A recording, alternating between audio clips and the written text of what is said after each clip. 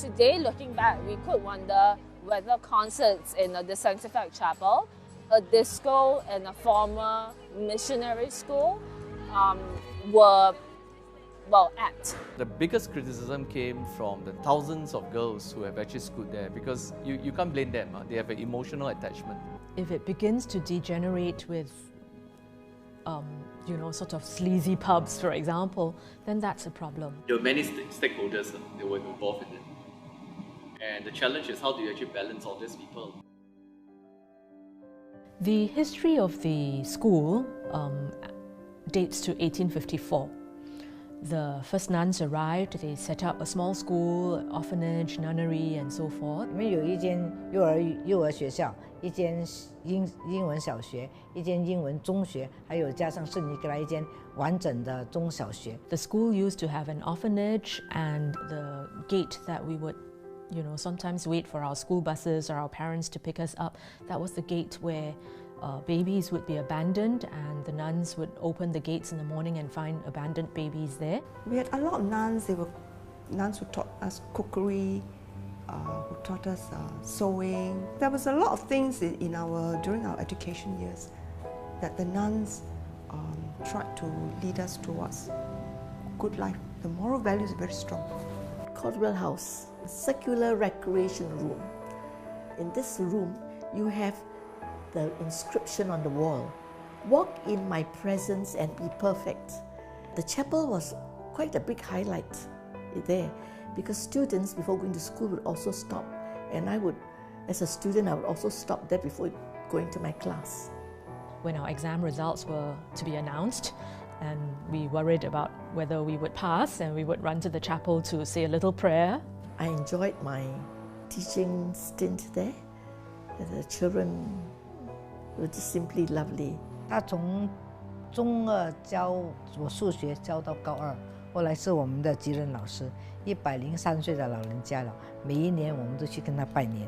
这个是我们在课室外面拍的，我们那时候叫做5朵金花。课室外面有一个四方的那个小的亭子，就是在教堂旁边。那么我常常会跟我的朋友在那小亭子里面呢谈天。In the 1970s and 1980s, Singapore was at its height of development. The city centre is prime land, and therefore the thinking at that point in time was, well, we should not use the land for purposes such as education. The move to Toa Payoh was a choice, because it was part of the IGIN mission to go into the heartlands and to serve the community. I was the kind of the lucky batch that shifted the school. So since I was in kindergarten, there was some sadness in leaving the school, because it was something we were very used to, I mean the old end. But the thrill for us was a new school as well, so it was a good mixture. Conservation in and of itself is not an end in itself, right? Because you can conserve the buildings, but then what use do you put the buildings to? Obviously, one of the biggest challenge would be is, how do you manage conservation and commercialization? Obviously, we were constrained by a lot of the conservation, because you must understand it was 150 to 160 year old with very deep seated roots to especially the girls who have schooled there. So this is what we had to do. You cannot preserve heritage or conserve places for the sake of conserving. The biggest issue is actually with the chapel. There were alumni who were rather upset that dinners could be held in the chapel. The girls were adamant that no food or drinks, no alcohol should ever be in Chijmes Hall. They felt it was a place of sanctity, and how could you eat in a church? Well, I can understand, I can accept it, but we have to work this together. When we did the costing, and they say, how much will it cost us then to hold this occasion outside? And at the end of the day, the cost exceeded their budget. And the solution was to bring the function back into the Chijmes Hall. The girls were the first group of people to actually use the Chijmes Hall sensitively to celebrate their 150 years of their founding.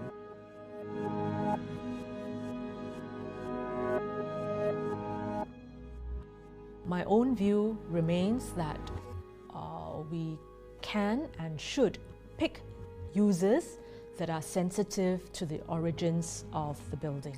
Restaurants are okay, as long as they enjoy the place, there's some heritage to the place, people see it as there's some history to it, you know.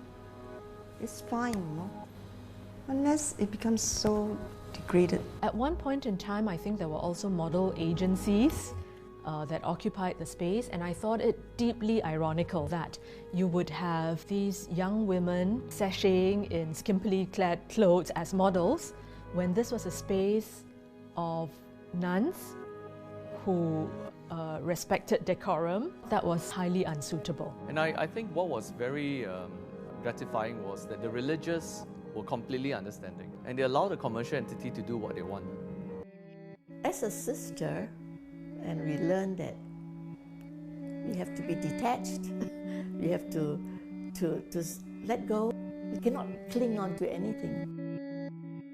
The objectives of our enhancement works currently undertaken by Perennial is to enhance the visibility and the accessibility of the place so that more people, whether it's local or the tourists, will get to know more about this place, the history and the rich heritage.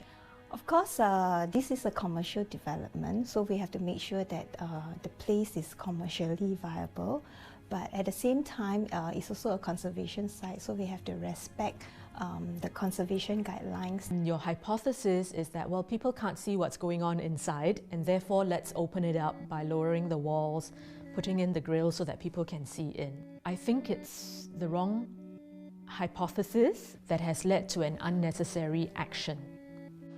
Lowering the cloister grounds could probably make the place look more inviting to the outside. But are we not eroding the character of a 19th century building once again? 大概是1980、81年的时候，我们校友会甚至于写信去要求说不要换，要保持它原来的风貌。但是现在想起来，如果那时候我们真的成功的话，可能今天就没有 Chijmes， 因为一个历史的标志要能够有实际上的用途才能够保持下来。I mean, we can't help all these changes that comes along with commercialization. We just can't help because they have to make something out of it. They have to make it viable. So we have to be very practical. We can't be too sentimental about history and be so firm about certain things. We have to move on. The spirit of IJ is really out of the building. The building is just a shell, to me, which they try to preserve from the outside.